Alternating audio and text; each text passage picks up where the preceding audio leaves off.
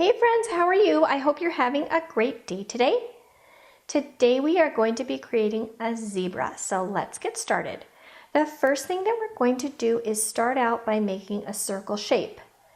But we are not going to close our circle. We are going to keep it open at the top. See how I did that? I left a little area at the top open.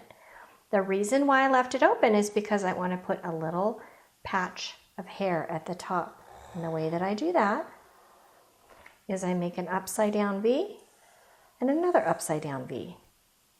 And then I'm going to make another V and another V.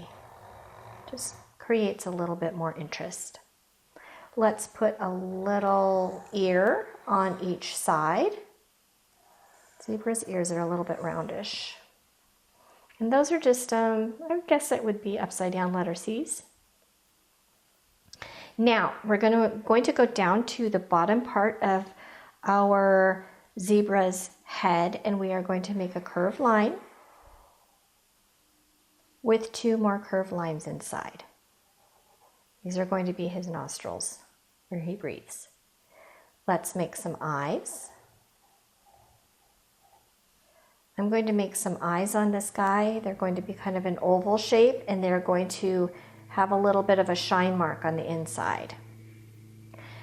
Next, what we're going to do is we are going to make some triangles, and these are going to be the stripes on our zebra's face.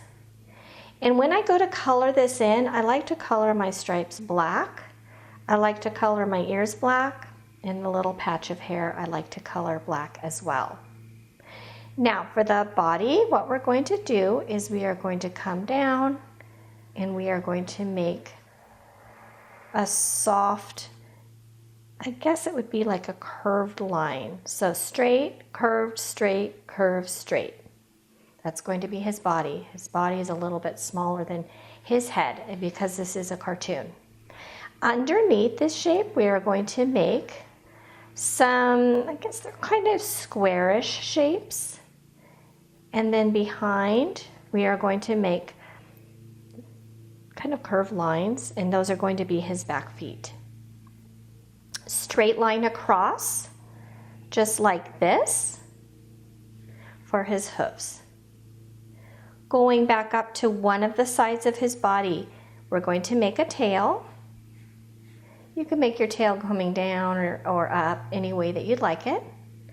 And then we're going to finish off our zebra with some stripes. I like to make diagonal stripes. It's up to you though. You can make your stripes straight up and down if you'd like, or you can make them more diagonal. It's totally up to you. And then on his legs, I'm going to go the other way. Just like that. Now when I'm coloring these in, I'm going to color every other stripe in. I'll do a couple here. So you see how I did that?